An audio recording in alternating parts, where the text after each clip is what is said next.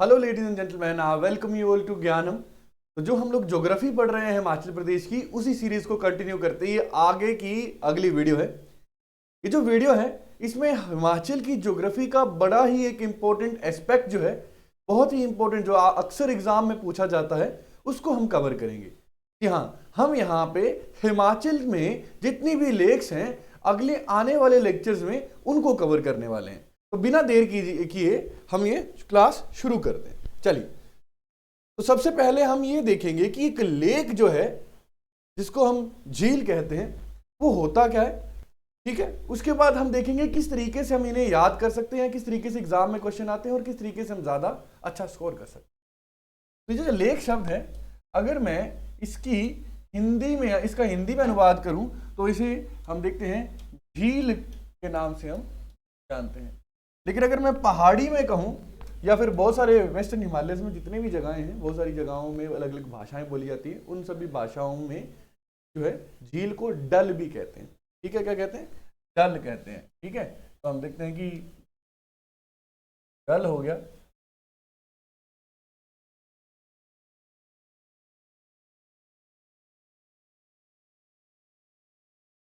डल कह देते हैं।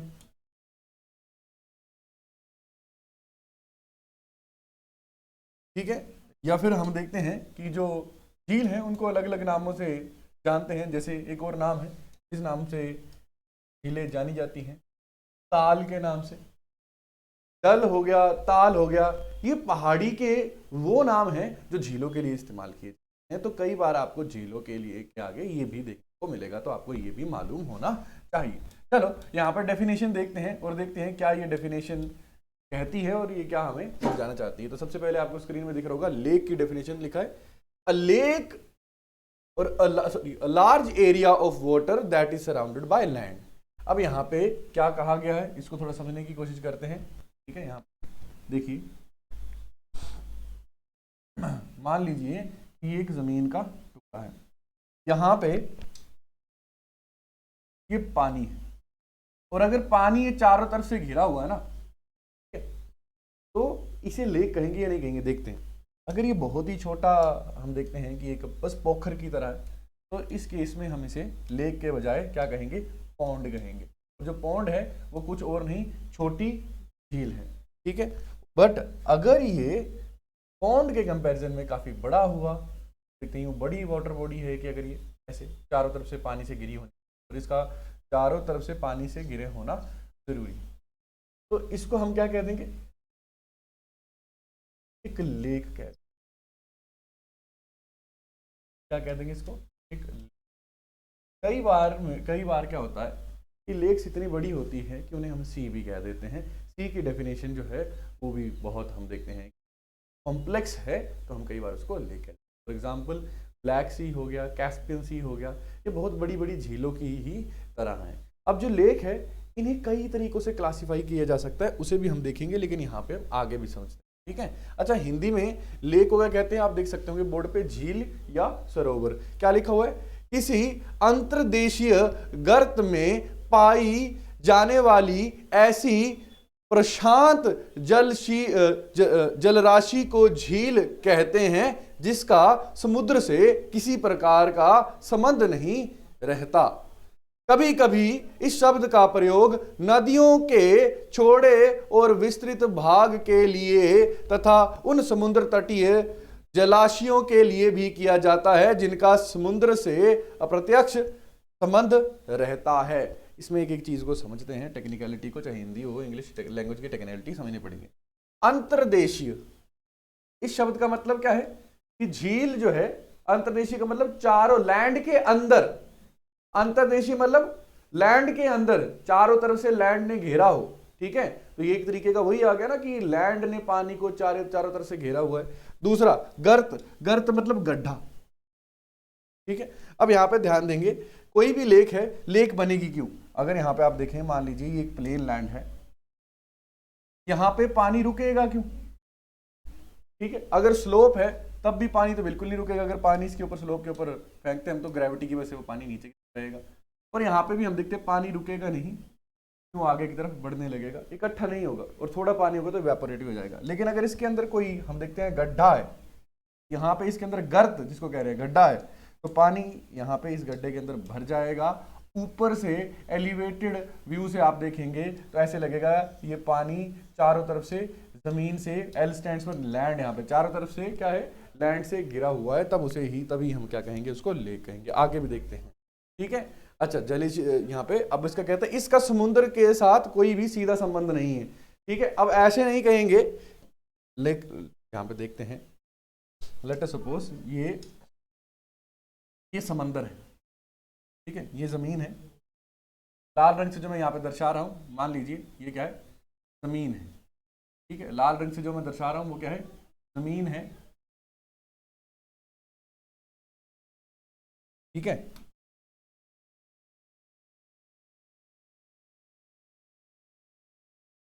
और ये जो मैं दर्शा रहा हूं अभी आपको नीले रंग से,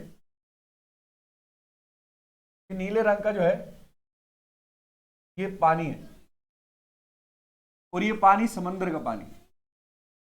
इधर तुम मान लो यहाँ पे समंदर का मतलब या तो सी या ओशन, दोनों में फर्क है। ज्योग्राफी में मैंने आपको क्लैरिटी से समझाया भी हुआ है दोनों का फर्क, ठीक है। अब आप देख सकते हैं यहाँ पे कुछ लोग सोच सकते हैं कि ये एक झील है, भैया ये झील नहीं है।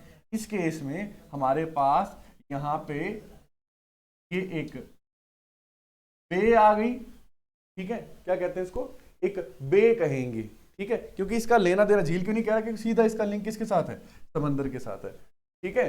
और दूसरे में हम क्या कहते हैं, इसको गल्फ कहते हैं। तो गल्फ और बे जो है, ठीक है, इन दोनों का लिंक किसके साथ है, पानी के साथ है। तो पानी के साथ सीधा लिंक नहीं होना चाहिए, ठीक है, तभी हम क्या कहेंगे, लेक कहेंगे।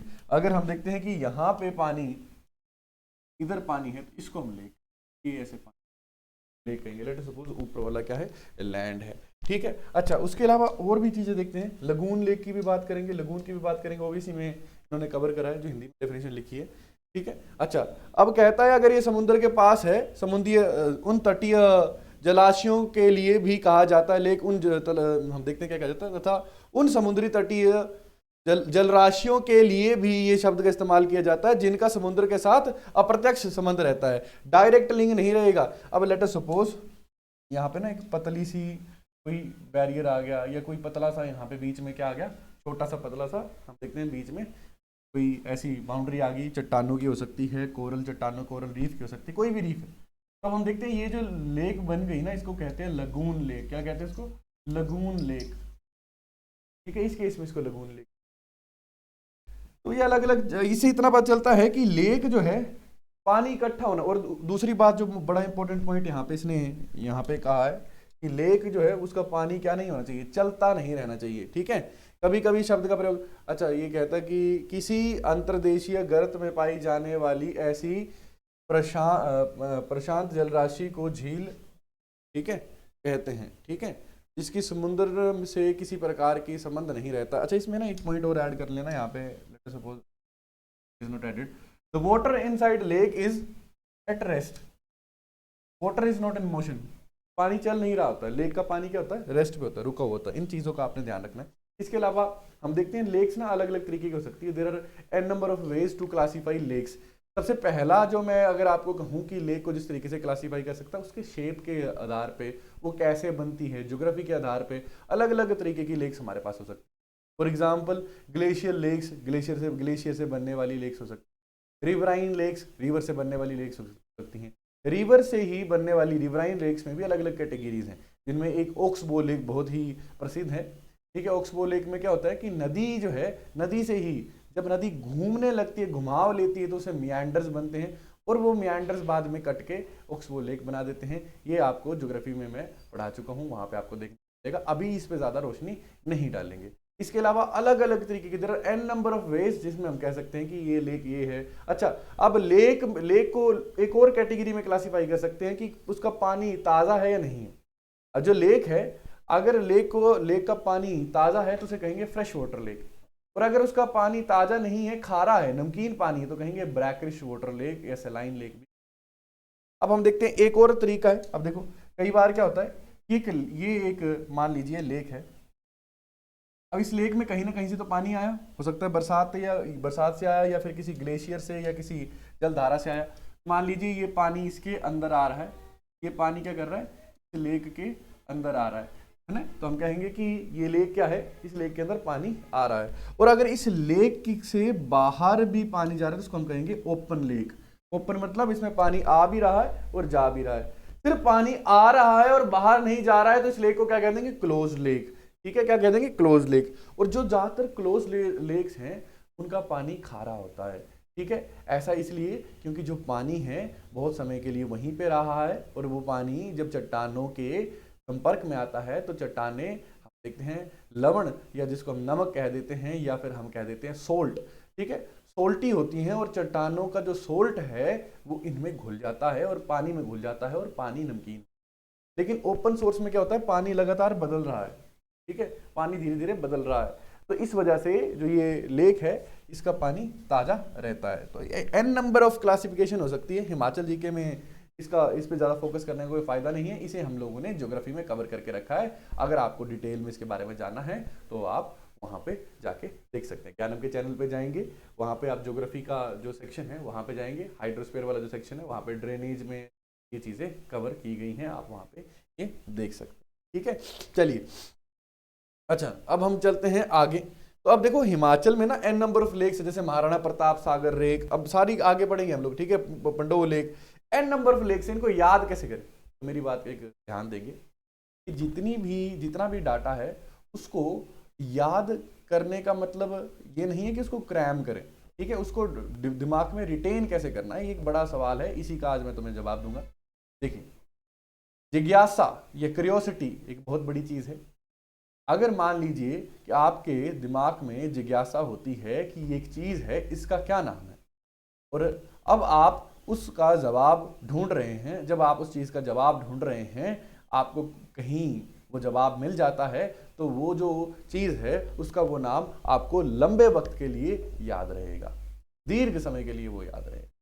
लेकिन मान लीजिए आपके दिमाग में जिज्ञासा नहीं है और आपके सामने एक आदमी आता है और अपना नाम भी आपको बताता है तो आप उसका नाम शायद भूल जाएं।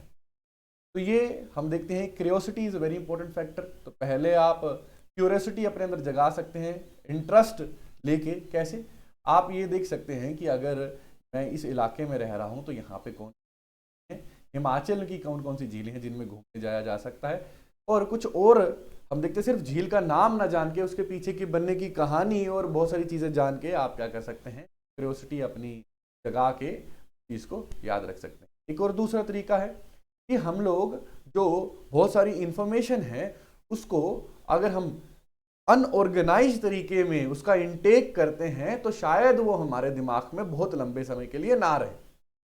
बजाय इसके अगर हम उस इंफॉर्मेशन को ऑर्गेनाइज कर देते हैं किसी तरीके से तो वो हमें ज़्यादा बेहतर तरीके से याद रहेगा। एक अलमारी का एग्जांपल ले लेते हैं। अगर अलमारी के अंदर आपने बहुत सारा सामान रखा है और उस सामान को आपने ऑर्गेनाइज नहीं किया है तो उस सामान को ढूंढ पाना मुश्किल होगा। लेकिन अगर आपने ऑर्गेनाइज करके सामान को रखा है, आपको पता है आपने कहाँ किस चीज़ को रखा है, तो उस अलमारी के अंदर बहुत अलग अलग हम देखते हैं आपको खांचे या खाने मिलेंगे। उन्हीं खानों के अंदर, उन्हीं हम देखते हैं सेक्शंस के अंदर आपको पता है क्या रखा है और आपको आसानी से चीज़ मिल जाएगी। इसीलिए हम इन दोनों अप्रोच को अपनाने वाले हैं। आप स्क्रीन मेरे पीछे देख पा रहे होंगे, इसके ऊपर जितना भी डाटा है इस डाटा को रिटेन कैसे करना है ये बहुत इंपॉर्टेंट है। इसी को मैं अभी आपको बताने वाला हूँ। तो कुछ नहीं करेंगे, सबसे पहले हम लोग क्या करेंगे, अपनी एक जो अप्रोच है उसको थोड़ा स्मार्ट बनाएंगे।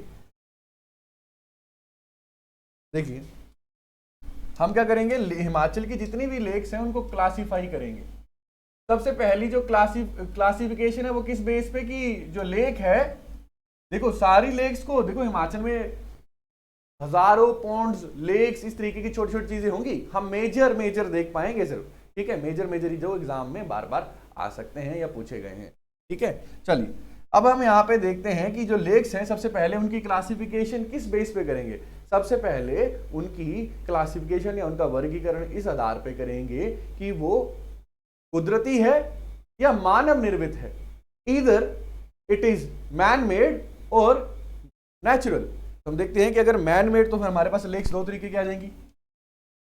एक आ जाएंगी मैन मेड, इंसान की बनाई हुई, और दूसरी को या आर्टिफिशियल भी कह देते हैं, दूसरी कौन सी आ गई, नेचुरल। एग्जाम्पल के लिए चमेरा लेक, पंडोह लेक। ठीक है, उसके अलावा गोविंद सागर लेक है ना, आपको पता है अलग अलग लेक्स हैं, ये सारी की सारी किसका एग्जाम्पल है, मैन मेड लेक्स का। ये कैसे बनती है इसके ऊपर भी हम ध्यान देंगे। नेचुरल लेक की बात करते हैं, जितनी भी नेचुरल लेक है कुदरती रूप पे है, जैसे मणिमहेश लेक, डल लेक, ठीक है, पराशर लेक, जितनी भी है रिवाल्सर लेक, जितनी भी लेक्स हैं कुदरती तौर से बनी हुई है। रेणुका लेक, ठीक है, ये कुदरती तौर से बनी हुई है ऐसे। अब मैन मेड जो इंपॉर्टेंट लेक्स हैं वो हिमाचल में बहुत ज्यादा नहीं है, नेचुरल लेक्स बहुत ज्यादा हैं।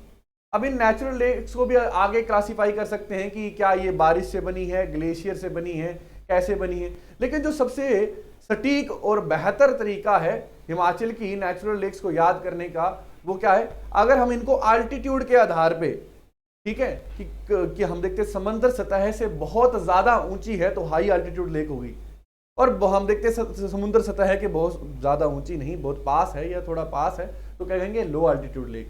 और इन दोनों के बीच में अगर कोई अल्टीट्यूड में है लेक तो क्या कहेंगे मिड अल्टीट्यूड लेक्स। तो हम देखते हैं फर्दर भी इसको हम लोग लो,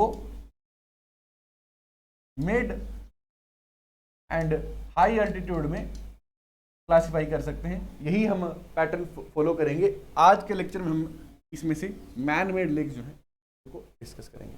अब मैन मेड मतलब इंसान ने लेक बनाई, कैसे बनाएगा इंसान, या ये मान लो जमीन है, इस जमीन में इंसान ने एक गड्ढा खोद दिया, अब इस गड्ढे में पानी भर जाएगा तो लेक बन जाएगी। या फिर इंसान एक और चीज कर सकता है, मान लीजिए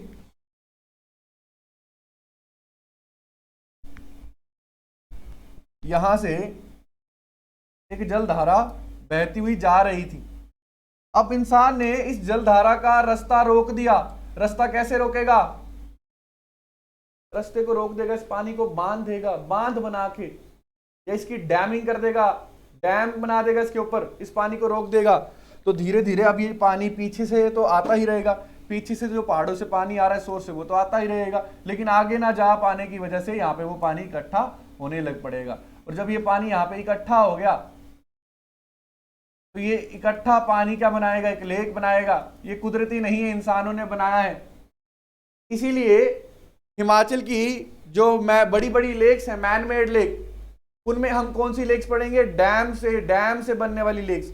अगर मैं डैम की बात करूं तो डैम क्या होता है, जब हम क्या करते हैं, किसी डैम का मतलब हिंदी में क्या, बांध देना। जब हम पानी के रास्ते को रोक देते हैं, मतलब पानी की जो फ्लो है उसको बांध देते हैं, रोक देते हैं, ठीक है, तो हम कहते हैं कि हमने क्या बना दिया, कि डैम बना दिया। अब जो पानी है इसको रोकना इतना आसान नहीं है, बहुत बलशाली है। इसीलिए हम देखते हैं कि यहाँ पे हम देखते हैं सिविल इंजीनियरिंग और आर्किटेक्चर का बहुत ही हम देखते हैं कि इसके पीछे एक कंट्रीब्यूशन रहता है और शानदार नमूने होते हैं बहुत सारे डैम्स। अब डैम्स भी अलग अलग तरीके के हैं, ये लेक्चर डैम्स का नहीं है इसलिए उस तरफ ज़्यादा नहीं जाएंगे। मैं एक आपको बेसिक आइडिया दूंगा, earthfill dams, gravity dams, arch dam, अलग अलग तरीके के डैम्स हैं और इनको अलग अलग तरीके की क्लासिफिकेशन में डाल सकते हैं। किस आधार पे, कि वो डैम बनाए कैसे गए हैं, किस मटेरियल से बनाए गए हैं, कहाँ बनाए गए हैं, अलग अलग क्लासिफिकेशन हो सकती हैं। लेकिन जब भी डैम बनाया जाएगा नदी का रास्ता रोका जाएगा और जो डैम है उसके पीछे पानी इकट्ठा होना शुरू हो जाएगा, उससे एक रिजर्वोयर या पानी का हम देखते हैं बड़ा सारा एक हम देखते हैं कि जैसे टैंक होता है उसी तरीके का कोई चीज बन जाएगी जिसको झील भी कह सकते हैं, लेक भी कह सकते हैं। तो मैन मेड लेक्स में ही पहली लेक जो हम पढ़ने वाले हैं वो पढ़ेंगे, कौन सी लेक, इस लेक का नाम क्या है, महाराणा प्रताप सागर। जो महाराणा चित्तौड़गढ़ के महाराजा हम देखते हैं कि जो महाराणा रहे हैं, महाराणा उदय सिंह के बेटे महाराणा प्रताप अकबर के साथ हल्दी घाटी की लड़ाई के लिए मशहूर हैं, ठीक है, इनके नाम पे ही, ठीक है, इनके नाम पे ही ये डैम बनाया गया। डैम का नाम क्या है, महाराणा प्रताप सागर, या देखो जो डैम है, डैम का नाम है पोंग डैम। अब जो डैम बनाया गया उसने ब्यास नदी का रास्ता रोक लिया, उसकी वजह से पानी पीछे इकट्ठा होने लगा। अब जो पानी पीछे इकट्ठा हो गया उससे एक झील बन गई, उस झील का नाम है, याद रखना, डैम का नाम है पोंग डैम, झील का नाम क्या है, महाराणा प्रताप सागर, ठीक है। और इसको हम इसको पोंग डैम के नाम से भी जानते हैं, लेकिन फर्क मैं आपको बता दिया।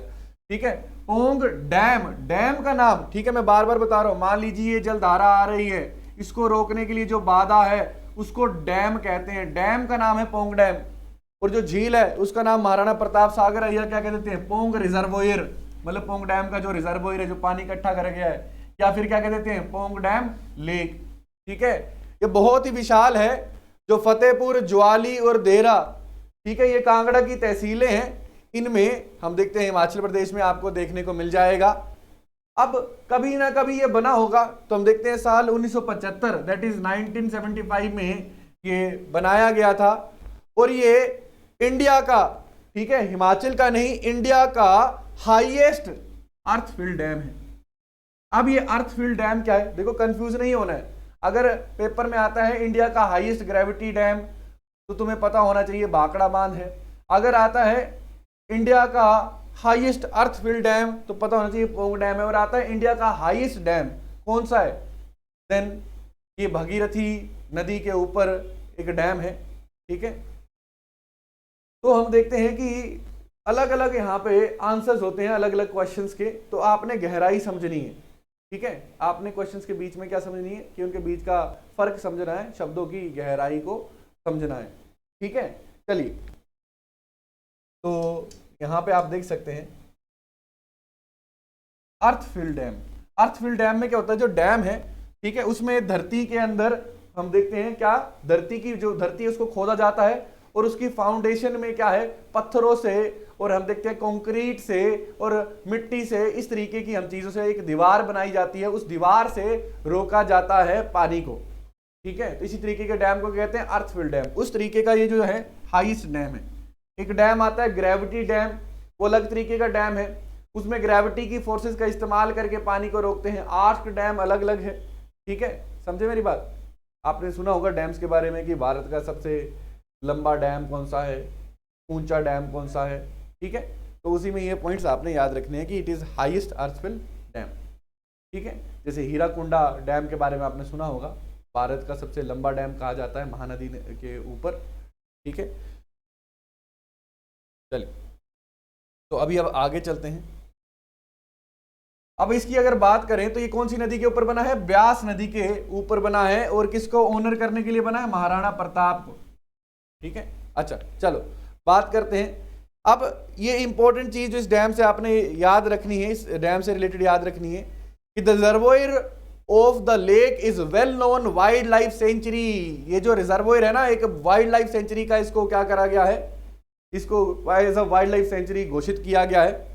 ठीक है, और इसको 49th international wetland site declare करा गया है भारत द्वारा रामसर कन्वेंशन के तहत। अब रामसर एक शहर है ईरान का।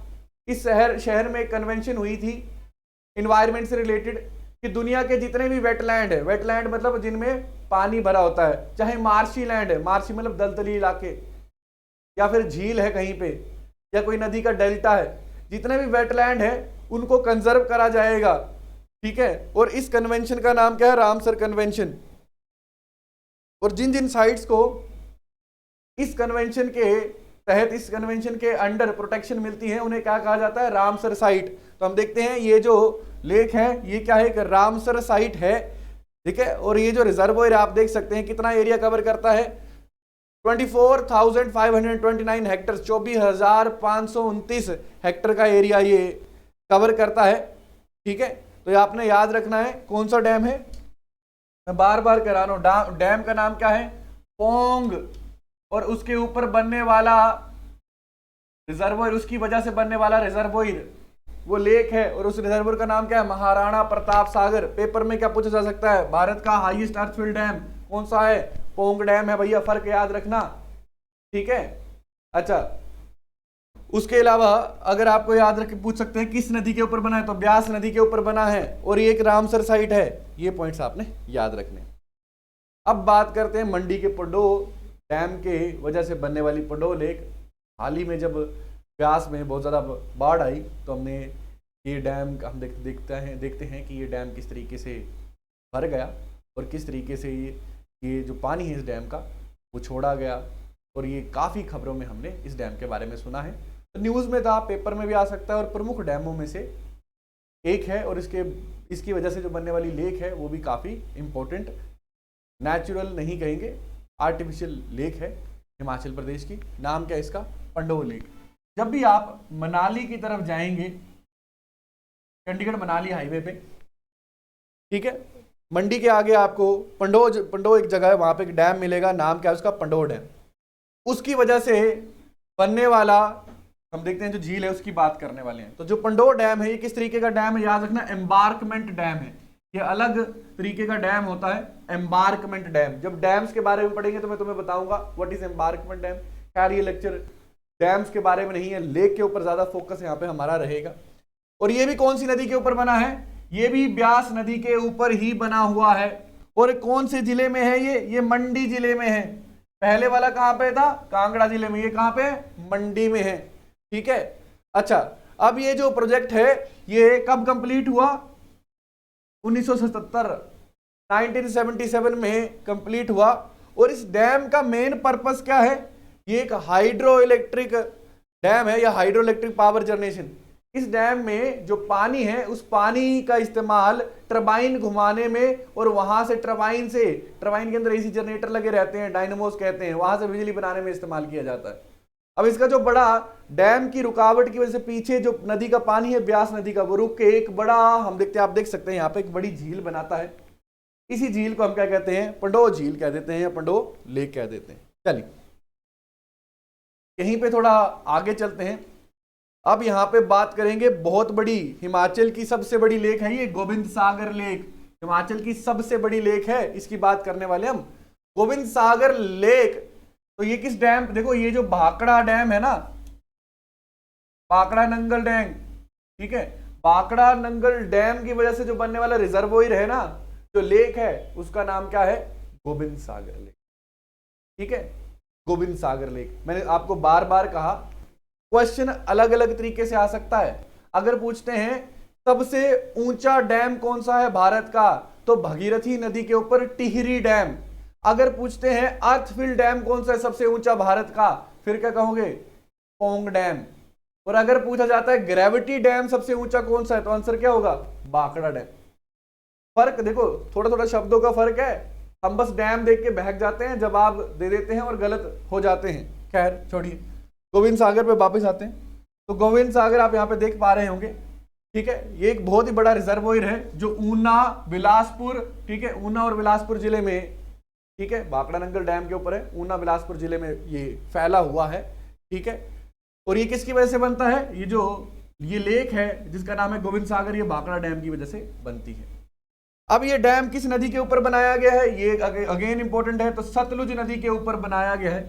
और जो सिखों के 10वें गुरु हैं गुरु गोविंद सिंह, उनके गुरु गोविंद सिंह जी के नाम पे इस डैम का नाम रखा गया है, ठीक है। और ये इंडिया का है नहीं, पूरी दुनिया का हाईएस्ट ग्रेविटी, दुनिया के जो हाईएस्ट ग्रेविटी डैम्स हैं उनमें से एक है, ठीक है। और खैर इसी वजह से ये इंडिया का हाईएस्ट डैम भी बन जाता है, ठीक है। अच्छा, अब इसकी प्रोजेक्ट की बात करें, ये कब पूरा हुआ, तो हम देखते हैं 1962 में ये जो प्रोजेक्ट है ये पूरा होता है। आपने क्या याद रखना है, किस नदी के ऊपर बना है? सतलुज नदी के ऊपर।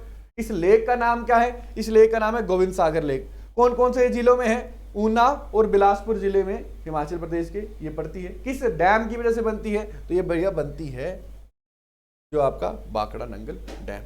चलिए अब हम बात करते हैं रिजर्वोयर की, जो एक बहुत ही बड़ा रिजर्वोयर है या फिर एक बड़ा ही लेक है। ये भी मैन मेड लेक है और बहुत ही खूबसूरत लेक है।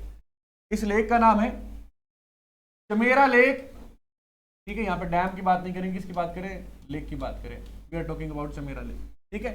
अब जो चमेरा लेक है वो कौन से डैम के ऊपर बन रही है? सबसे पहले आपको पता होना चाहिए, वो चमेरा डैम की वजह से बन रही है। आप यहाँ पे फोटो देख सकते होंगे इसकी। अच्छा, अब हम देखते हैं कौन से जिले में है, तो चंबा जिले में। आपने याद रखना है कौन से जिले में है? चंबा जिले में आपको मिल जाएगी। और ये जो डैम है जो जिसकी वजह से लेक बन रही है, उसका भी मेन पर्पस क्या है? हाइड्रो इलेक्ट्रिक पावर जनरेट करना, पंडोह डैम की तरह ही, हाइड्रोइलेक्ट्रिक पावर जनरेट करना इसका मेन मकसद है। झील का नाम चमेरा। अब ये जो झील है यहाँ पे कुछ खास हम देखते हैं कि वाटर लाइफ या मेरीन लाइफ नहीं है, मतलब जल या जीवन नहीं है। इस वजह से ये जो झील है ये आइडल मानी जाती है वाटर स्पोर्ट्स के लिए। यहाँ पे बोटिंग, राफ्टिंग, ठीक है, या फिर हम देख सकते हैं कि अलग अलग जो वाटर स्पोर्ट्स हैं वो खेले जा सकते हैं, ठीक है। इसीलिए टूरिज्म के लिए भी बहुत इंपॉर्टेंट है। बात कर रहे हैं किसकी? चमेरा डैम की। तो ये जितने भी थे ये हमने देखे अभी तक के हिमाचल के सारे इंपॉर्टेंट मैन मेड डैम से बनी हुई लेक्स, मतलब मैन मेड या आर्टिफिशियल लेक्स। इसके बाद हम लोग आगे के लेक्चर्स में आप देख सकते हैं यहाँ पे क्या करेंगे, कौन सी लेक्स को देखेंगे? कुदरती बनी हुई लेक्स। जैसे ये रेणुका लेक आ गई, हम बचपन से पढ़ते हैं कि हिमाचल की सबसे बड़ी झील, सबसे बड़ी नहीं, सबसे बड़ी कुदरती झील। सबसे बड़ी झील कौन सी हुई कुल मिला के जो कुदरती और मैनमेड दोनों में होगी? गोविंद सागर झील। तो एक बार रिवीजन कर लेते हैं फटाफट से। सबसे पहले चमेरा डैम कहाँ पे है? चंबा में है। कौन सी नदी के ऊपर बना है? रावी नदी के ऊपर। इसकी वजह से एक लेक बनती है, नाम क्या उसका? चमेरा लेक, ठीक है, याद रखेंगे। और मेन पर्पस क्या है इसका? हाइड्रोइलेक्ट्रिसिटी को बनाना। इसके अलावा ट्रांसपोर्टेशन और फिशरी और भी, और हम देखते हैं कि टूरिज्म, ठीक है, और वाटर स्पोर्ट्स, ऐसे कई पर्पसेस। गोविंद सागर डैम की बात करते हैं।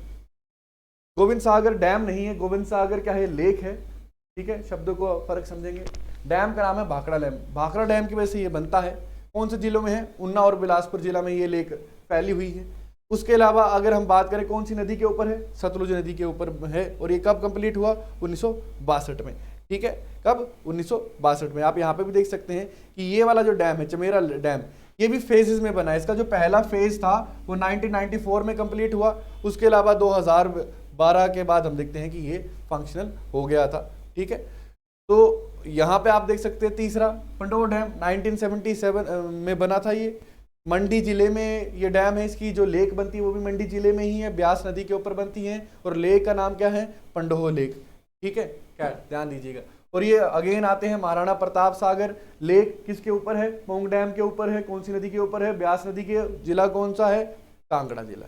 और एक ये रामसर साइट भी। तो ये थी आज की वीडियो जिसमें हमने प्रमुख 4 आर्टिफिशियल या मैन मेड कह लीजिए लेक्स के बारे में पढ़ा, जो डैम्स की वजह से बनी है, और उनसे इंपॉर्टेंट चीज़ें समझी, और लेक क्या है इसके बारे में समझा।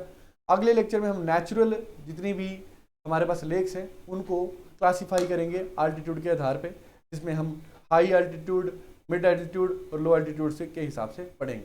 इस लेक्चर के लिए यहीं पे लेते हैं अलविदा। मिलेंगे अगले लेक्चर में, तब तक के लिए